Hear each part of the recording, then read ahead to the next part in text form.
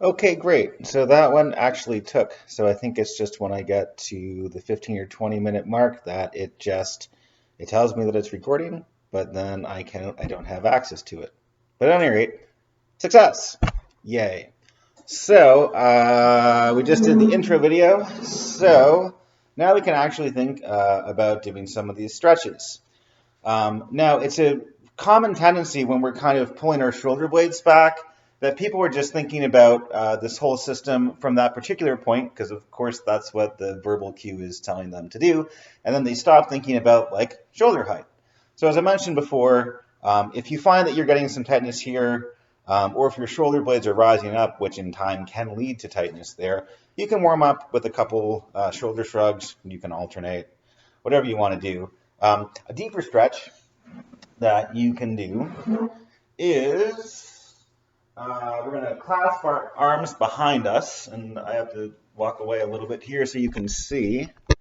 Um, and we're going to take, actually, before I do that, Venus lock. So for men, which is really to just say masculine energy, male and female energy spiral up different along different energy channels of your spine, and they wrap around your chakras. So if one is out of balance, that will kind of like, it's almost like a cord choking one of those chakras, and so then you lose some. At any rate, that's too much information, I'm sure. So for me, I'm taking my left thumb over my right thumb. You can take your right thumb over your left thumb. You can play with both, but that's basically what we're trying to do. Opening version, you're going to want to keep some space there, because if we're pulling back here before we've really opened up behind our shoulder blades, it's probably going to result in a little bit of pain or strain. So we're just squeezing our shoulder blades together, and we're pulling down. So pull down first, and then out. Out is going to pull our shoulder blades together even more, but down is going to make sure that we're not raising our shoulder blades up. Now, I really think about 3 points that are important for this pose. The top of your acromion. Your acromions are these little knobby things on top of your shoulders. So you're basically creating a triangle with those. So you can just feel, I'm sure you'll feel that bump eventually. So those points, and then you're going to be, if you think about 3 lines, so you have a line going there, right? And then 2 that come to connect. You're going to want to think about strengthening those 2 longer lines that go up your arms. So a deeper version of this is when you get comfortable with that, you can actually hug the pinky side of your palms together, and that will be a deeper stretch. And that will actually open up your shoulders here even more when you start doing that. But it's perfectly fine to just be doing this. And it honestly might be enough to start just pulling those down before you start pulling up. So that's a good warm-up there for these shoulders. And while we're at it, let's do a couple neck things with those acromions. So you have a lot of muscles in your chest and your backside that will actually come in, and like their point of origin is actually this muscle right here. So if you just walk your fingers around all sides of that bone, you're probably going to feel some tightness and some tenderness. And there's ways that we can stretch this area as well. So the easiest way, and I'm currently standing now, but you can certainly do this sitting, to stretch the right side of our neck, there's muscles that come and attach more on the front side of this, and some that come a little bit more on the back side of this. So there's a stretch for each of them. But the line that we're going to be thinking of here, so the muscles insert here at the acromion, and then just behind the ear. So what we're going to do is I'm standing, and if we're standing, you're just going to want to hug your right hand to your right hip. And the reason for that is we want to keep our shoulders and our hips squared for this, so that we're really isolating these muscles and we're not creating any undue tension in other areas. If you're seated, that's perfectly fine. What I would recommend is either taking a hand clasp over your sternum, or you can take chin mudra, so your index finger touching your thumb, and just rest in your lap. But at any rate, you're going to want to think about you know, these two front corners of your shoulders and your hips forming a box. Once you have that box, take a breath in, and we're going to stretch our right side. So this is my left hand. I'm just going to cup it over my right ear. Breathe in.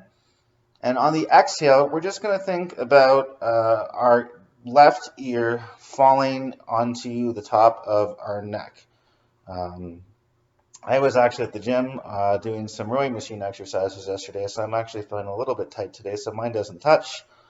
But you should feel this nice line here from that acromion up behind your ear. Now we're going to want to keep our front face facing the wall in front of us, or if there's not a wall in front of you, imagining some surface like that. So that means I'm not like looking up like this, which will cause some strain in the neck. I'm not looking down. I'm not tilting my forehead back. We're just keeping it perfectly facing the side wall. So, and we can come up. Now, this is more of an instructional video than actually doing a practice with you. So what I usually do is I might hold this for 15 to 20 breaths, and then I'll switch sides. And if I'm really tight there, you know, I might do it a couple repetitions of this. So we'll do it on the other side. Again, hugging left hand to hip, and, you know, trying to really not tense any areas in your forehead or face or anywhere else in your body. So again, breathing in, and then comes to rest. Now, one of the really important reasons to not be tensioning your forehead is that if you think about any of these poses, if you're making a practice out of them, you're building a muscle memory. So the tendency is going to want to, if you're not thinking about it, to just tense those areas naturally, because that's how you have been doing the stretch. And so you're basically building tension into your muscle memory of these systems, which is certainly what we're trying to avoid in yoga. We're trying to figure out ways to relax. Okay, so that's the first one. The second one, everything is the same, keeping that box, either hugging hands to your hips, or if you're in a seated pose, hand over the chest, or chin mudra resting on your thigh, or in your lap. So we're going to, again, left hand comes over to cup the right ear. Now what I'm going to do is I'm going to turn, and I'm going to basically try to look into the center of my armpit. So that means we have to look through this little bit of our outer chest here. So that's kind of the area that we're looking at, but you want to set your drishti, which is your gaze, as if you're looking there. And then, so, I mean, we would start like this, look, and then we would breathe in, and then once again, coming down. So in this one, if you're doing it properly, you should feel that stretch a little bit more on the back side of that system. When we have our neck more like this, we're going to feel it a little bit more on the front. This is going to be a little more on the back side. People who are quite skinny, you can often see those neck muscles coming through this area. So we're basically stretching one side and then the other of those. So that is a great stretch for that system.